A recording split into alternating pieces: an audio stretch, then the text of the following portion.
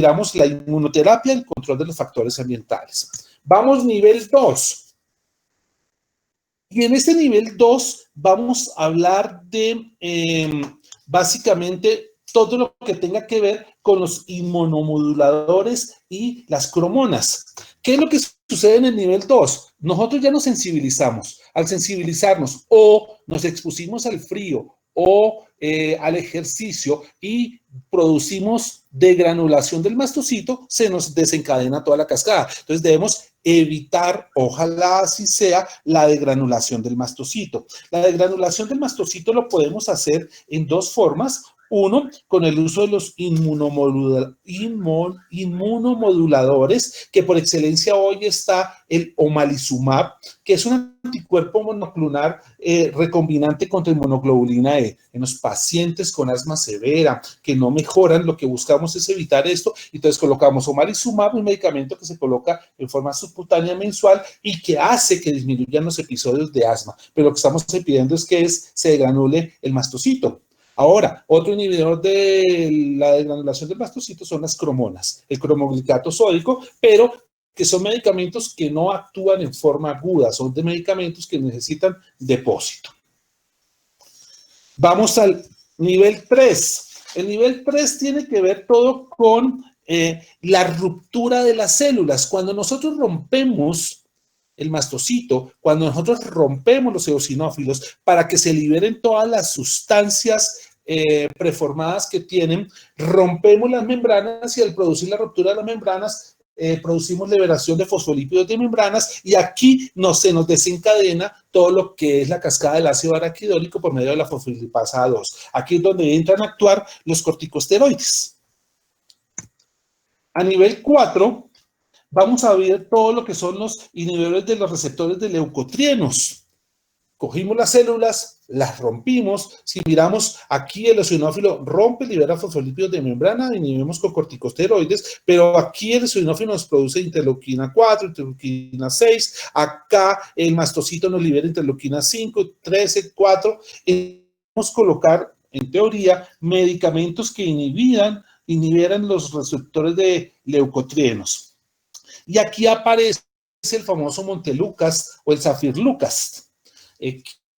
Quienes leyeron la guía GINA, en las recomendaciones 2020 que aparecen, dicen tenga mucho cuidado en el uso de los inhibidores de los receptores de leucotrienos porque se ha demostrado que pueden producir trastornos psiquiátricos. Entonces, aquí lo que estamos buscando es disminuir el efecto de estas interleuquinas que tienen sobre efectos vasodilatadores y broncoconstrictores que perpetúan el fenómeno asmático, pero de los psiquiátricos que se están mostrando. En el nivel 5, vamos a poner todos los medicamentos que nos revierten ya los signos que se produjeron al producirse toda esta liberación, que son ¿qué? Constricción del músculo liso, vasodilatación para edema de la mucosa y aumento de la producción de moco. Y aquí básicamente vamos a hablar de los broncodilatadores, en donde vamos a hablar de los agonistas beta-adrenérgicos y de las metilxantinas, que producen constricción, dilatación del músculo liso y todos estos efectos secundarios. Ahorita miramos cada uno de ellos. Y en el nivel 6, que es el lugar donde se liberan, se levantan las células por efecto de todos estos sustancias preformadas que se liberan en la luz y lo que hacen es producir descubrimiento de la vía del epitelio, dejando expuestas las terminaciones nerviosas que producen acetilcolina con efecto vasoconstrictor, pues vamos a usar los anticolinérgicos. Por excelencia, el bromuro de hipatropio, como lo conocen ustedes. Entonces, digamos que desde el punto de vista fisiopatológico, esas son las armas con las que contamos para controlar el fenómeno inflamatorio asmático, independientemente sea el origen que se produzca.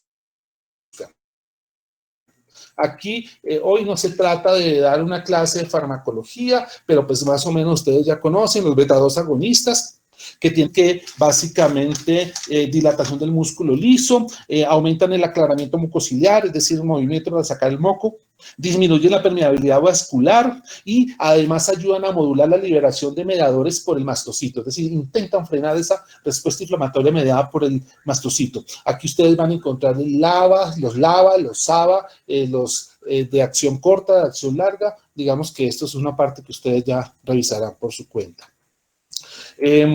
Este es un medicamento que realmente no se está usando hace mucho tiempo, es una herramienta que el doctor Hammond me enseñó a mí, creo que él recibió la información directa del que lo descubrió, que son las metilsantinas, que no se usan básicamente por sus efectos secundarios, pero que en últimas, en un momento de una crisis severa o en los momentos en que tenemos remodelación de la vía aérea y que necesitamos intentar broncodilatar a ese paciente antes de tener que intubarlo, pues podemos usar las metilsantinas como la aminofilina y también existe la teofilina oral. Desde el punto de vista de los anticolinérgicos tienen que ver todo por lo que es la inervación del vago y la idea es hacer un antagonista muscarínico que nos bloquea los receptores M2 y M3 que hacen que no haya broncoconstricción y aumento de la producción de moco.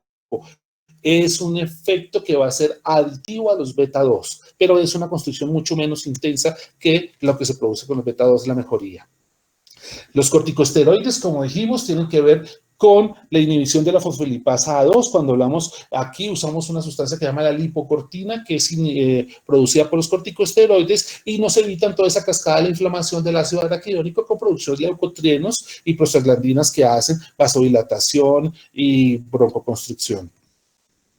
Bueno, aquí tienen su famosa cascada del ácido araquidónico, que todos se la saben. Aquí está el mecanismo de acción de el Montelukast, de todo lo que son los inhibidores de la granulación.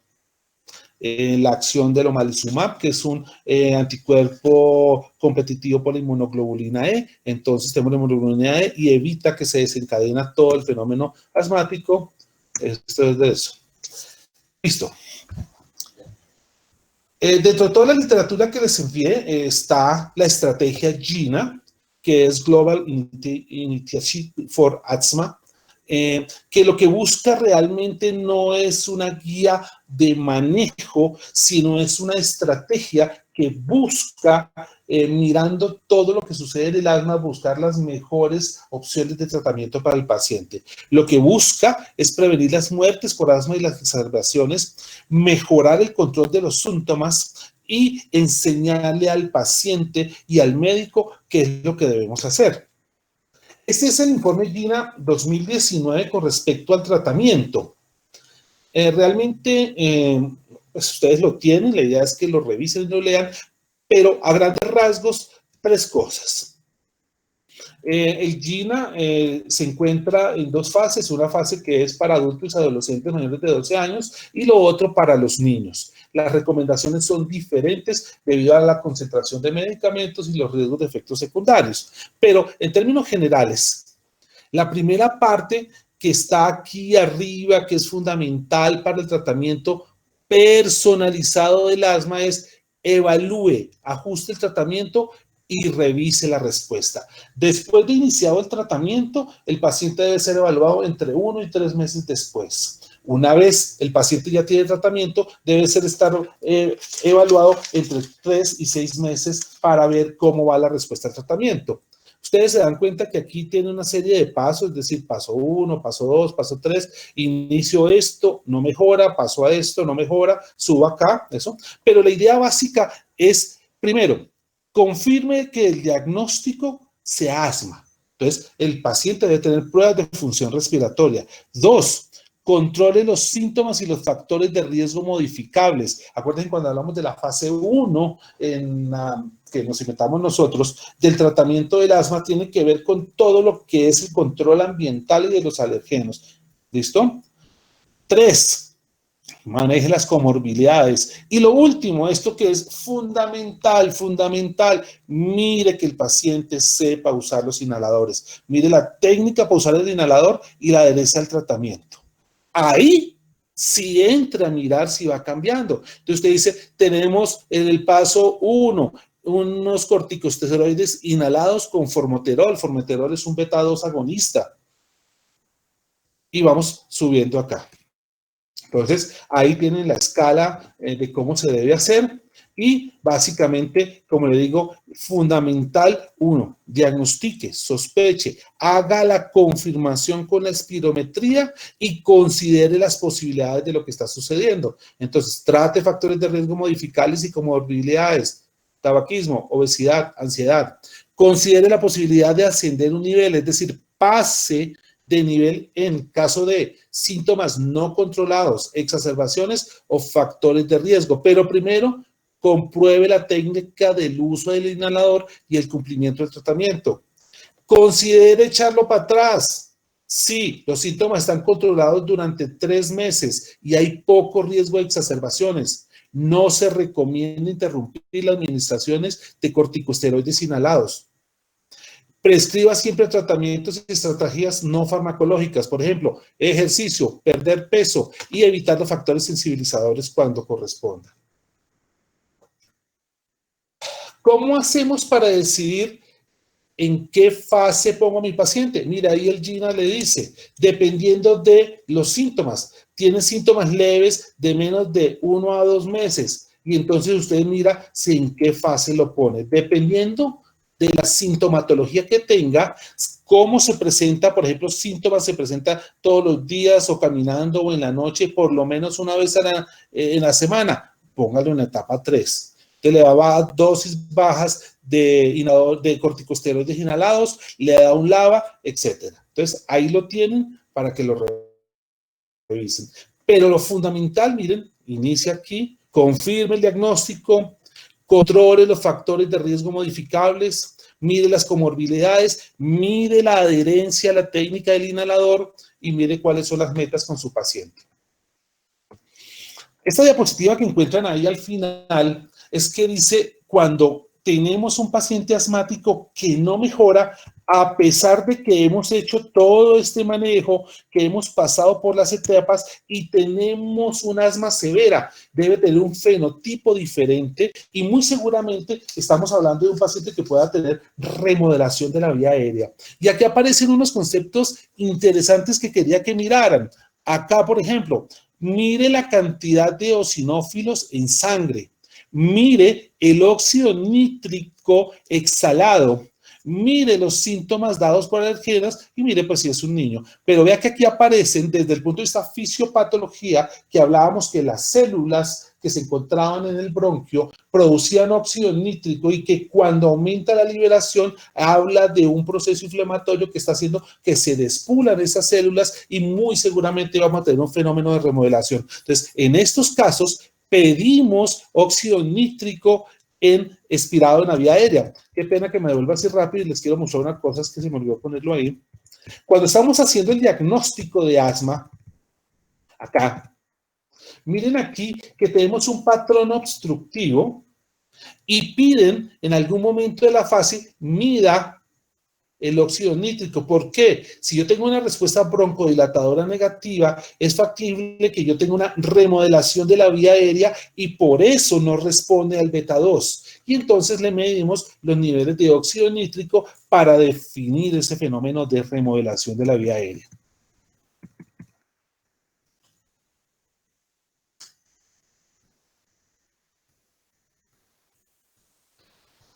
Al final de la guía, después de 200 hojas de hablar de asma en adultos, en chiquitos y toda esa vaina, dice qué difícil a veces es hacer el diagnóstico entre asma y enfermedad pulmonar obstructiva crónica. Y entonces ellos le dicen a uno, mire, existen 3 grupos en donde o se parece mucho al asma y trátelo como asma, o se parece mucho a un EPOC y trátelo como EPOC, pero en ese grupo intermedio en donde no tenemos una historia clara, unas pruebas funcionales que nos diagnostiquen el uno del otro, manéjelo como asma. Ante la duda, manéjelo como asma.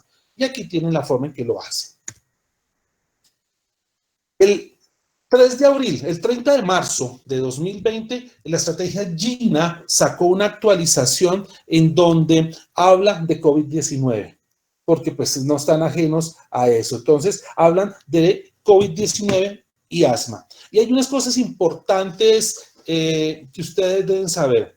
Primero, Con respecto al COVID-19, la idea es evitar todos los procedimientos que produzcan particulación de la vía aérea, es decir, las micronebulizaciones, la intubación o las pruebas como la espirometría que hagan que se particule la vía aérea. El COVID generalmente lo transmitimos por la vía aérea y por las gotitas de Fluye. Las gotitas de Fluye nunca viajan más de metro y medio y caen al piso. Esa es la razón de que usemos un tapabocas y nos lavemos las manos frecuentemente. Pero cuando particularizamos y volvemos aerosoles, esos gotitas de Fluye migran y van a grandes lugares a mucho más de 5 metros y existe la posibilidad de infección. Por eso dice que cuando usted tenga asma, sospecha de asma, evite hacer las espirometrías durante este tiempo de COVID-19. Mire, dice, tenga estricto control de los procedimientos que produzcan generación de aerosoles. Y ahí encuentran la razón y ahí les dicen a dónde deben ir. En pacientes con asma y en esta época de COVID-19 y que tengan episodios de broncoespasmo severo, le dice, oiga, continúe manejándolo igual y manéjole corticoides orales si tiene indicación. No tiene ningún problema. Asegúrese de que tenga el plan de acción y evite los nebulizadores lo más posible. No lo haga, porque debemos evitar los aerosoles.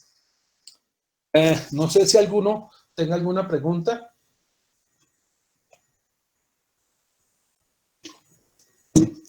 Doctor, yo tengo una pregunta. Es que tenía El entendido... doctor jamás la contesta, el doctor jamás la contesta. Tenía entendido que la espirometría se realizaba en niños mayores de 5 años. Si un niño llega a presentar las características de asma, pero tiene menos de 5, ¿sería catalogado solo como un síndrome broncoobstructivo? Sí, señora. Mira que estamos hablando de que todos los fenómenos obstructivos son difíciles de diagnosticar, inclusive con pruebas de función normal. Entonces, ellos se catalogan como síndrome broncoobstructivo hasta que podamos hacer el diagnóstico. Gracias, doctor. Profesor Jamas, no sé si tenga algo que agregar a lo que hablamos.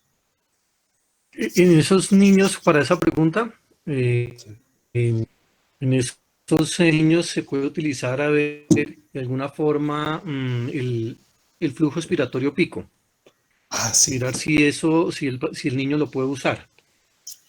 Que es una mini espirometría, por decirlo de alguna forma, pero es para medir un medidor de flujo pico, pero todo depende de si hay colaboración o no de los menores de edad.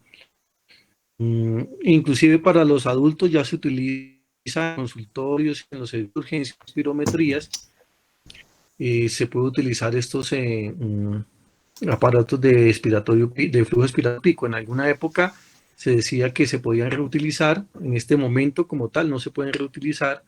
En España se estaban utilizando hasta 10.000 usos.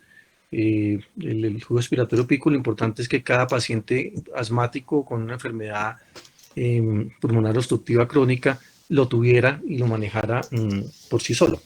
Hace 30 años la hipertensión arterial era médico y luego aparecieron los tensiómetros para que todo el mundo tuviera en la casa.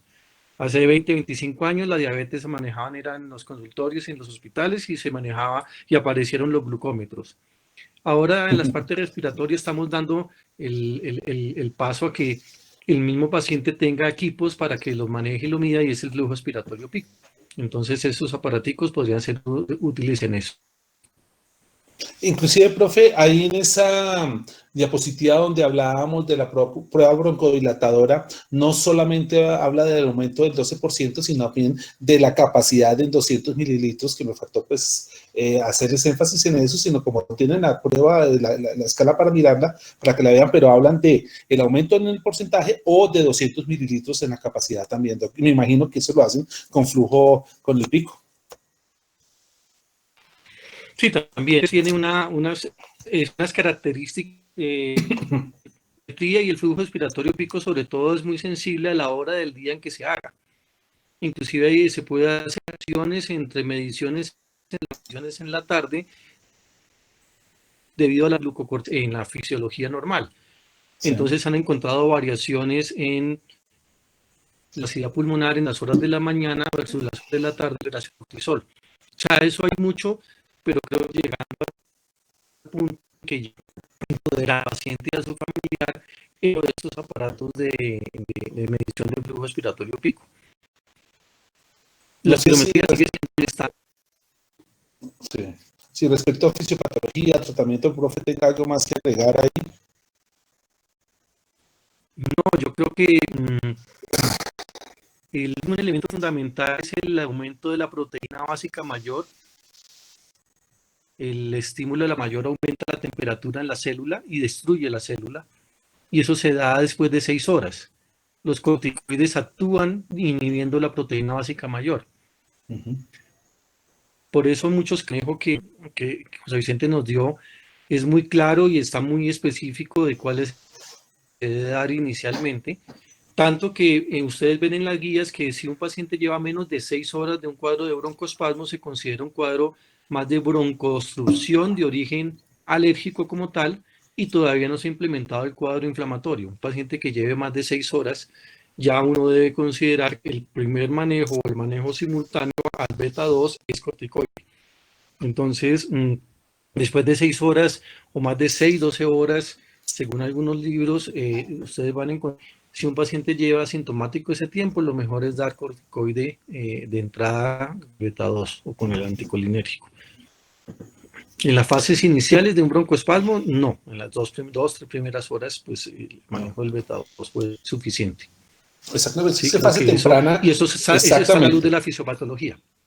Sí, mi profe. Esa es la fisiopatología. Yo creo que es importante para los estudiantes que miren la estrategia GINA, ahí les dice exactamente, no suspenda, aumenta, habla de los efectos secundarios relacionados a la dosis en microgramos con los inhaladores, habla con la dosis de los corticosteroides. Entonces, yo sí los invito a que vean eso. Es muy difícil que en 1, 2 o 3 horas nosotros aquí nos sentemos a hablar y que les quede impregnado eso. Creo que es fundamental que miren la fisiopatología y esa parte del tratamiento, que es lo que ellos van a hacer, a lo que se van a enfrentar en urgencias, lo deben tener claro como lo dice el profe. Yo vi por aquí una pregunta. A mí bueno, hay una pregunta, me gustaría después aclarar un poquito sobre COVID y asma, ¿sí? Y COVID y EPOC, pero en la pregunta creo que es más para aclararle de María José, que habla sobre la fisiopatología y que había leído que era medida por los leucotrienos, por la imagen del doctor dice que es medida por el mastocito. Un momentico, cuando el macrocito libera enzimas y cuando hay degranulación de los mastocitos se liberan unas pepsinas y se liberan unas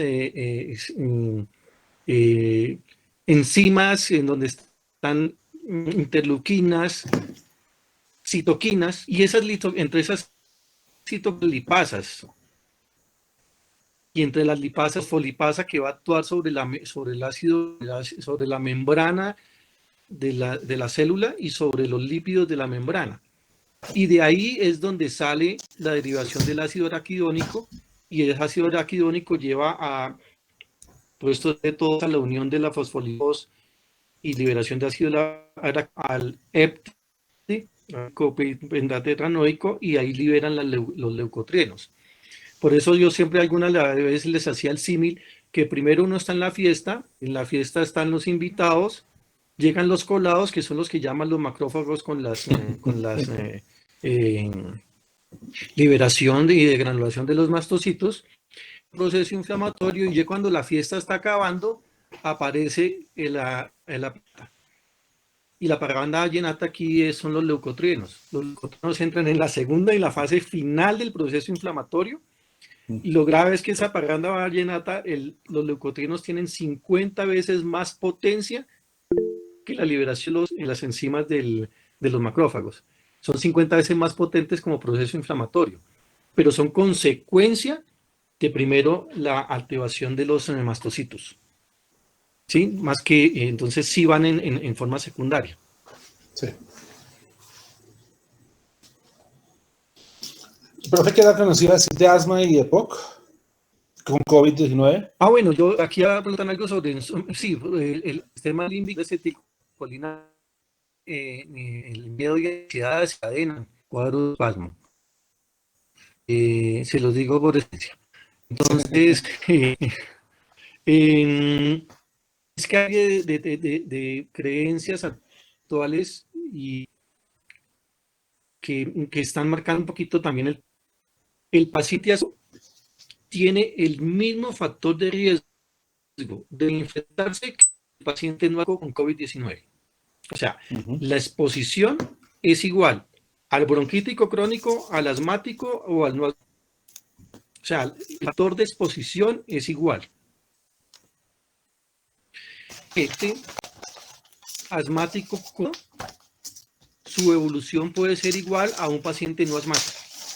Lo grave es paciente asmático con mal control, con control inadecuado del asma, tiene un riesgo de tener un proceso más deleterio con el COVID-19. O sea, su pronóstico es menor que el paciente que está bien controlado. ¿Y cuándo decimos que un paciente es más controlado? Cuando un paciente no ha recibido corticoides o corticoides de forma adecuada, un broncodilatador, un aparatico eso, está utilizando broncodilatadores todos los días, que con que psiquismo, que tenga elevaciones de óxido, o sea, el paciente no controlado es un paciente más riesgo de letalidad o de complicaciones con COVID-19. El paciente asmático controlado tiene la misma de cualquier otra. Eso mismo aplica para el EPOC. Si uno dice, pero es que el COVID mata por enfermedad pulmonar, ¿cómo así que los de pacientes con EPOC no tienen más riesgo? Tienen el mismo riesgo de todos, pero el paciente con EPOC, el problema que tiene el paciente con EPOC es que si ustedes ven en los pacientes que han tenido complicaciones son primero hipertensión arterial, enfermedades, tercero diabetes y cuarto, quinto en algunos casos, porque hay uno que se mete en el cuarto que son las enfermedades con inmunodepresión. Entonces, por ahí entre cuarto y quinto están los pacientes con EPOC. Entonces, ¿qué sucede? El factor para adquirir el COVID-19 es igual para todos, pero la evolución y la letalidad de una vez ya instaurada la infección es diferente. En el paciente asmático controlado no varía. En el paciente asmático grave no controlado, el pronóstico es peor que el que está controlado. No suspender corticoides en los pacientes asmáticos con COVID, a pesar de que está solo indicado para casos graves, pero si él necesita controlar el asma, con el corticoide. Listo, profe, eso era gracias. uno de los puntos que quedé del COVID con asma, y el otro es el COVID con y con los de angiotensina 2. Paciente o bronquítico crónico tiene mayor oferta de receptores. Lo mismo se podría decir con el paciente hipertenso.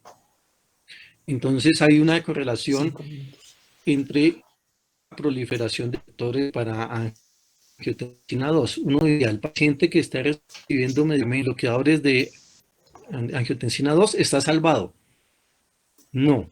El BIT encarga de hacer una mayor y de mayor sensibilidad a esos receptores. Así es teniendo medicamentos para bloqueadores de angiotensina 2. Entonces, ese es como lo que quería hablar del COVID con enfermedad respiratoria. Listo, profe, gracias. Lina María Daza pregunta, cuando un paciente con asma se enfrenta a situaciones de miedo o ansiedad y desarrolla un episodio, ¿es el mismo proceso de estímulo?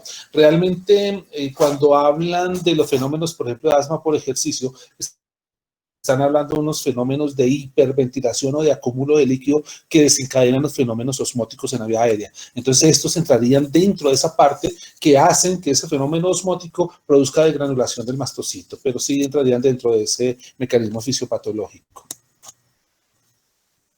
Acuérdense que los pacientes con miedo, con crisis emocionales liberan adrenalina. estimulan también el cuadro detectible, por supuesto. Listo.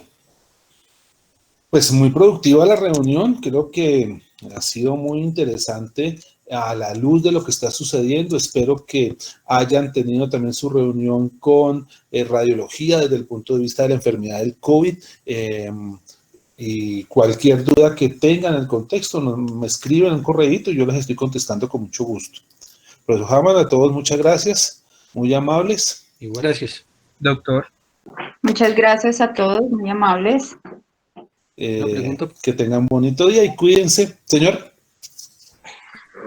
Qué pena, no sé si haya la posibilidad en la cual se nos comparta la clase, pues para tener revisión de estos temas en extra horario. Te lo voy a responder. Yo normalmente no les mando la clase por una condición básica. Esto es el resumen de lo que está en la literatura que les mandé, más la literatura de la fisiopatología en los textos. A mí realmente darle las diapositivas me parece que es a lo que se limitan. Los invito a que lean y cualquier pregunta con mucho gusto yo se las resuelvo. Así como dirían mis hijos, muchas gracias. Tan rabón mi papá. Chao, profesor, muchas gracias. Hasta luego, gracias a todos, buen día. A todos, muchas gracias, muy amable.